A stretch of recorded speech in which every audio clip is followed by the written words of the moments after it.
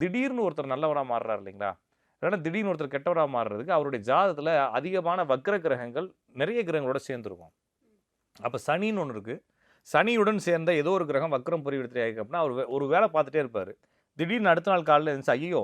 என்னடா இப்படி ஒரு துரோகம் பண்ணிட்டு இருக்கோம்" அப்படின்னு சொல்லிட்டு தொழிலே மாத்துற ஆள் இருக்காங்க. திருப்பி அதில போயிட்டு இந்த தொழில் செட் ஆகாத தொழில எடுக்க முடியாம, அந்த தொழில் தான் அவருக்கு செட் ஆகும். அந்த தொழில மாத்துனோனே இவருனால மேம்பட்டு வர முடியாது. திருப்பி அதுக்குள்ளேயே போறவங்க இருக்காங்க. திருப்பி வீணா போறவங்களும் இருக்காங்க. இருக்காங்க. நெறைய பேர் பார்த்தீங்கன்னா, திடீர்னு எக்ஸல் சூப்பரா போயிருந்தவங்கலாம் ஃபார்ச்சுனர்ல வரத பார்க்குறோம். அப்ப அவங்க கெட்டது செஞ்சுட்டாங்கன்னு நம்ம நம்பக்கூடாது. அவங்களுக்கு சூட்டபிளான ஒரு பிசினஸ் கிடைச்சிருக்கும். அப்படின்ற மாரி நம்ம புரிஞ்சுட்டு போகணுமே தவிர, இது கெட்டது நல்லது இல்ல. ஆ ஏன்னா நெறைய பேர் என்ன நெனைக்கிறாங்கன்னா, இப்போ ஒரு ஒரு தவறு பண்றாங்க. ஒருத்தர் தவறு பண்ணி சம்பாரிக்கிறாரு. அந்த தவற நம்ம செய்றதுக்கு வாய்ப்பு இல்லாதது தான் நம்ம அப்படித்தானே நெனைக்க வேண்டியிருக்கு. இப்போ ஒரு ஒரு பெரிய ஒரு பிசினஸ் பண்ணி ஒருத்தர் ஏதோ ஒரு நீங்க நெனைக்கிறதுல ஒரு தவறான பிசினஸ் பண்ணி பெருசா வந்துடுறாரு, நல்லா சம்பாரிக்கிறாரு. நான் அவர பார்த்து பொறாமைப்படுறேன்னு வச்சுக்கங்களேன், எனக்கு அந்த வாய்ப்பு கிடைச்சா என்ன செய்வேன்?